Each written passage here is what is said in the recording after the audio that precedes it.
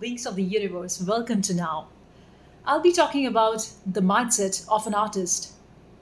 What is the true reason behind a singer being a singer, a painter being a painter, a basketball player to be a basketball player, or a swimming person who wants to prepare for Olympics?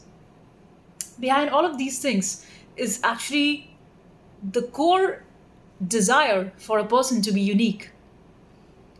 And also, it's because an artist is a very sensitive person.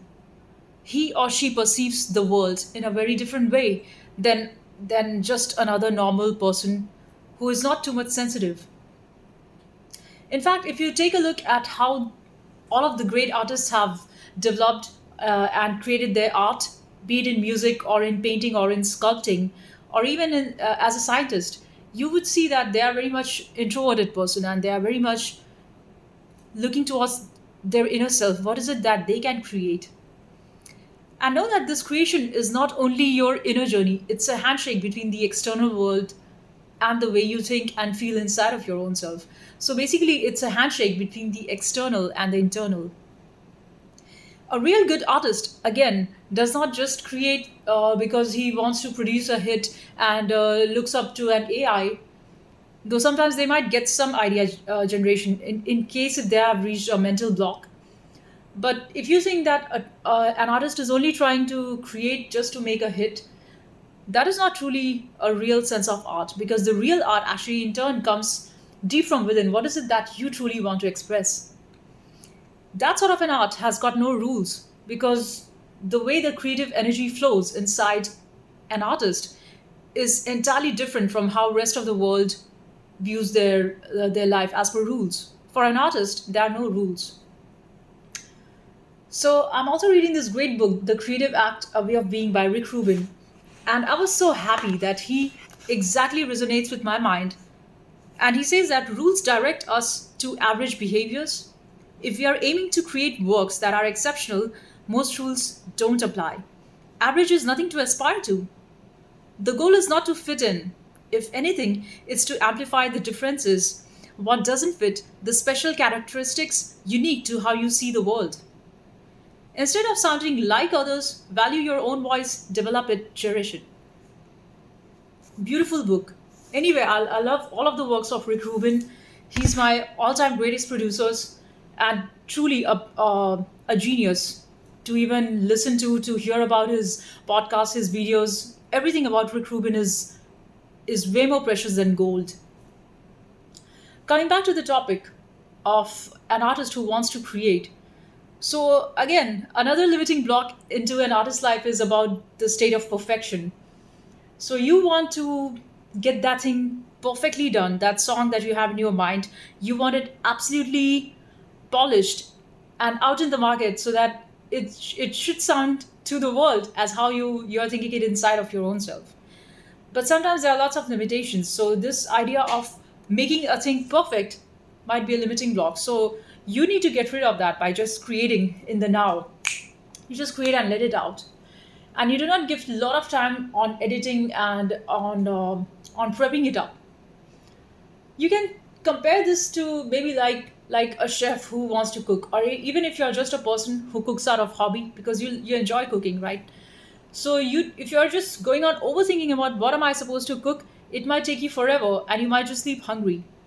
So it's better that you just take a stock at the fridge, whatever items you have, you go and select it in from there, and you use your creative juices, and in turn you go ahead and create whatever is that you want to cook. That too is a very much creative process. That is a lot of creative act going on at that time. Same thing with the music. You look at the instruments that you have, whatever musical instruments you have, or sometimes it might just be a vocal idea, or sometimes it might just be some rhythm or percussion, or you might have heard maybe last night the rain was too loud, but you could hear a harmony through that rain. You could sense a harmony through that beautiful breeze that blew at 3:30 in the night, at 4 o'clock in the morning, when the nature was so pure and it was at its pristine purity. And you, because you are a very sensitive person, you can definitely draw lots of inspiration from those moments of the day.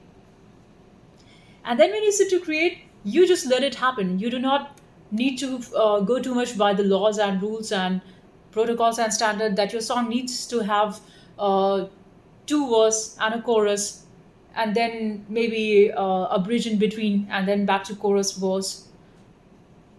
You can try, maybe just to get an idea of how a song sounds like. But then in reality, a true artist is somebody who's not actually going by the external rules and laws of what would be liked and what would not be liked.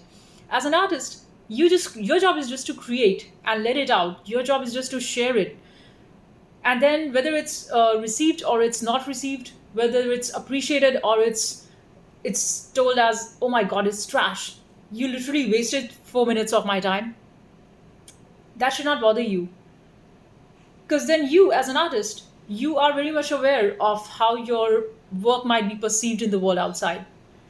Like Salman Rushdie's video I was watching, and he, of course, is a phenomenal writer of Midnight's Children. And there are a lot of critics and a lot of haters who do not like his work. So, of course, they would say that, oh, this 600-page book is an absolute trash and probably it should be removed from the history. So he gives a very nice reply. Nobody is forcing you to read a book. If you do not like it, do not take that book. Simple. If you do not like a certain sort of music, I think it's a lot of time that you waste in going on that page and writing a hate comment and saying this is trash or that is useless. Why do you exist? If you do not like it, just get out of that screen. Go watch something else. Go read another book. There's no rule that says that you have to watch this and you have to listen to this and that. There are so much of work out there. So just pick what you like. So that's what I wanted to say about the mindset of an artist and how they operate, and how they are not, never in fact, bounded by the laws and rules. While being pretty much aware of how they would be perceived in the society, they might be taken as good or bad. But to the artist, it does not matter, because they are very much aware of the fact that they would all die and everybody else would die.